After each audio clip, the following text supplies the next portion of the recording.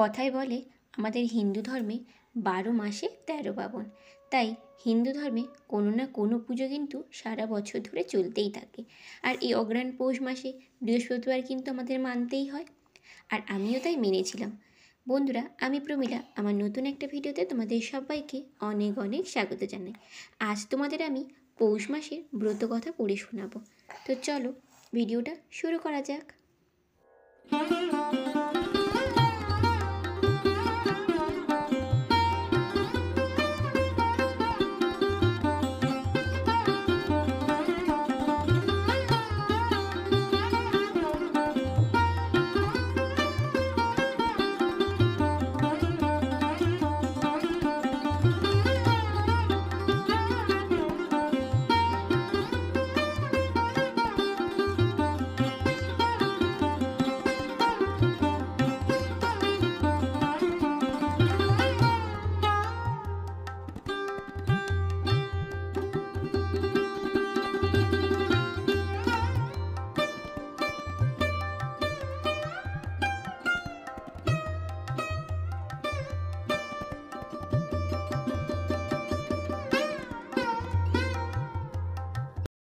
নারায়ণী নমস্কৃত্যং নরং চৈব নরোত্তমং দেবীং সরস্বতী চৈব ততো জয়োন্মুদীরয়ৎ।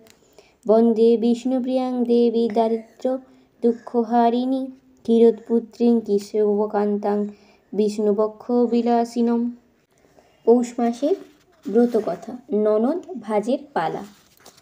বিধবা ব্রাহ্মণী ছিল অবন্তী নগরে, 5 পুত্র 1 কন্যা লয়ে বাস করে। বহু দুঃখ কষ্ট করি আহার জোগায়, কন্যা বলে চলো মাগো মামারও আলয়।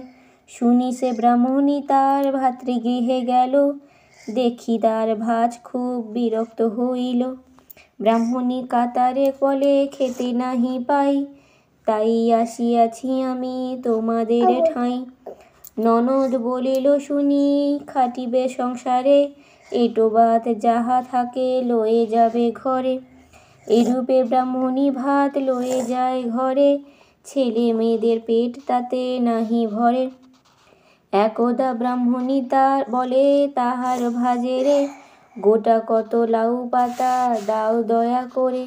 শুনিয়া ননদ বলে এ কি কহ তুমি, গোটা লাউ পাতা কেমনে দিব আমি। উকুন বাছিয়া দিলে তবে দিতে পারি, আজ পারিব না ভাই যাব তাড়াতাড়ি। ননদের কথা শুনি ভাজ রেগে যায়, এটো ভাত ভাত তরকারি সব কেড়ে নেয়। ভাবিতে ভাবিতে যায় পথে সে ব্রাহ্মণী, কেঁদে বলে কোথা মাগো লক্ষ্মী ঠাকুরানী।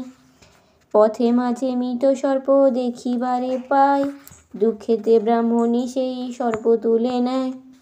মৃত সর্প বাঁধিল এ ফিরিল গৃহেতে, ছেলে মেয়ে ছুটে আসে মায়ের কাছেতে।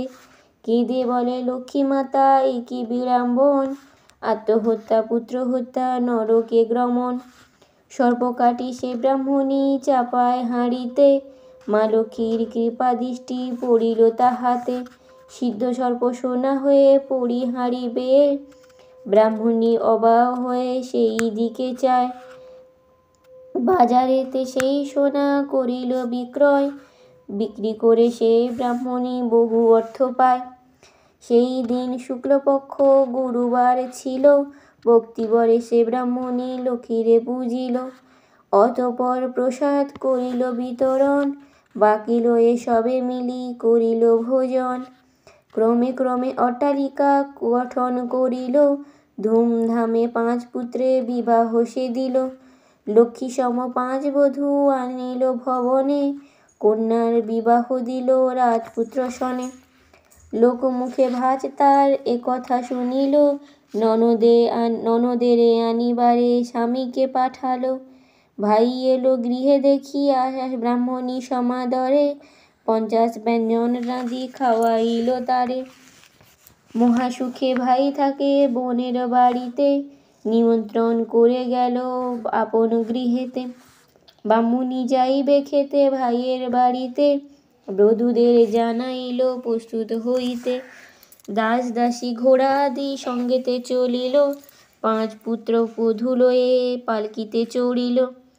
হীরা মুক্তা অলঙ্কারে সাজি বধূগণ, নিমন্ত্রণে যায় মামা শ্বশুর ভবন। তারপর ভাতৃগৃহে ব্রাহ্মণী আসিল, দ্রুত ভাজ বধূগণে কোলে তুলে নিল। নানাবিধ খাদ্যভাজ করিল রন্ধন, খেতে দেয় সবাকারে করিয়া যতন। খেতে বসে বধূগণ আনন্দ অন্তরে, সব খাদ্য তুলে দেয় গহনার পরে। গহনারে বলে তারা তোমাদেরই মান, সোনার উপকারণেই পাইনু সম্মান। আনন্দেতে খাও এই খাদ্যবার ভাত, স্মরণে রাখিও কিন্তু সেই লাউ পাত। ভাত শুনি সেই কথা মনে ব্যথা পায়, বধূগণ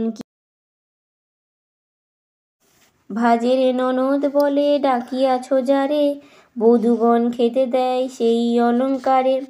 সে কথা শুনিয়া ভাজ অতি লজ্জা পায়, রক্ষা করো দিদি তুমি ধরি তব পায়।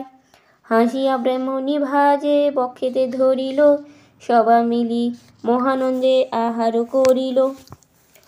শক্তিপদ প্রণামীয় লক্ষ্মীর চরণ, পৌষ মাসের ব্রত কথা আনন্দেতে ভনে। পৌষ মাসের ব্রত কথা সমাপ্ত। আর যে কোনো ব্রত কথা বা পাঁচালী পড়ার পরে কিন্তু যেই ভগবানের আমরা ব্রত কথা বা পাঁচালী পড়ছি তার কিন্তু প্রণাম মন্ত্রটা পড়া একদমই উচিত। তো চলো আমিও প্রণাম মন্ত্রটা পড়ে নিই। যেহেতু লক্ষ্মী পাঁচালী পড়লাম তাই লক্ষ্মী দেবীর প্রণাম মন্ত্র পড়ব। ওম নমো বিশ্বরূপ শোভাজ্যাসী পদ্মে পদ্মালয়ে শুভে, সর্বতং পাহি মা দেবী মহালক্ষ্মী নমস্তুতে। বন্ধুরা আজ কিন্তু পৌষ মাসের প্রথম বৃহস্পতিবার। তো এই বৃহস্পতিবারে কিন্তু লক্ষ্মী দেবীর পাঁচালী বা ব্রত কথা পড়া কিন্তু উচিত। তাই আজ আমি তোমাদের আমার মতন করে পড়ে শোনালাম পৌষ মাসের ব্রত কথা। আর 12 মাসের ব্রত কথা কিন্তু পড়াটাই উচিত। আর সেখান থেকেই বন্ধুরা আমি তোমাদেরকে আজকে পৌষ মাসের ব্রত কথা পড়ে শোনালাম। কেমন লাগলো অবশ্যই আমাকে কমেন্ট করে জানিও। আর ভিডিওটা ভালো লাগলে অবশ্যই লাইক করো, কমেন্ট করো, চ্যানেলটাকে সাবস্ক্রাইব করো। আজকের মতন ভিডিওটা এখানেই শেষ করলাম। সবাই খুব ভালো থেকো, সুস্থ থেকো। দেখা হবে পরের ভিডিওতে। টাটা।